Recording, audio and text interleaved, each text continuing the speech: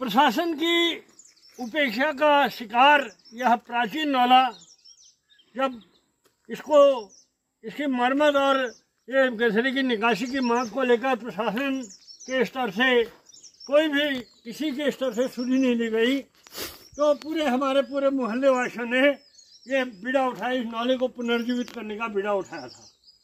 और ये पूरा मलबा जो है यहाँ नाले से पूरा मलबा हटाकर बाहर किया और 16 दिसंबर को यहाँ पर वरुण देवता की मूर्ति की स्थापना कर इसका नाले को पानी जो पीने योग्य सुचारू किया था। अब यह है, अब बरसात आती है, कभी भी बरसात आती है तो ये पूरा मलबा फिर से इसी में समा जाएगा और जमीन हो जाएगा ये नाला फिर से। अब सबसे हैरतअंगेज बात इसमें यह है कि 1 साल बाद भी इस नाले की किसी के स्तर से सुधि नहीं ली गई। दैवीय आपदा के मामलों में प्रशासन कितना संवेदनशील है। और इसका एक नमूना ये है कि लघु सिंचाई विभाग की ओर से इसका एस्टीमेट बनाया गया 1,99,000 का नाले की मरम्मत और गधेरे की निकासी का, लेकिन वो एस्टीमेट 27 मार्च को जिलाधिकारी को भेजा गया। और जब वित्तीय वर्ष की समाप्ति के ठीक 3 दिन पहले ये जब एस्टीमेट जिलाधिकारी को भेजा गया तो उनका कहना है कि दैवीय आपदा की मद में वर्ष 24-25 की दैवीय आपदा की मद में जितना बजट प्राप्त हुआ था वो हमने बांट दिया और जो बचा था सरेंडर कर दिया। तो अब सबसे बड़ा सवाल ये है कि इस बरसात में से पूर्व ये आसपास के घरों के जो प्रभावित जन हैं ये लोग बिल्कुल दहशत में हैं कि कब ये पूरा मलबा कहीं उनके घरों में न घुस जाए।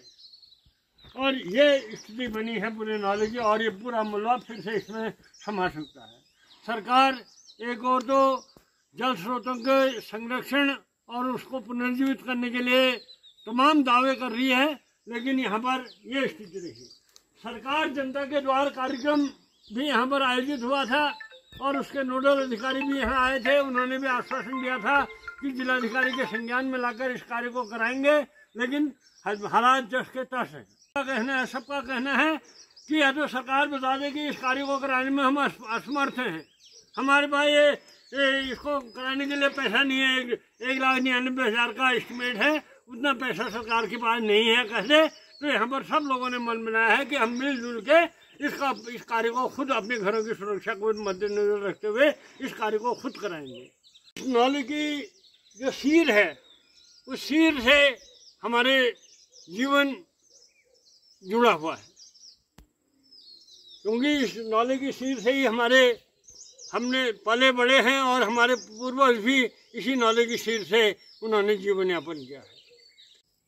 और ऐसे में अब आगे इस 8 मई को हमने यहाँ पर पूरा जो इसकी अतिवृष्टि हुई थी पिछले साल उसकी बरसी के अवसर पर अल्मोड़ा में धरना प्रदर्शन करने का निर्णय लिया है।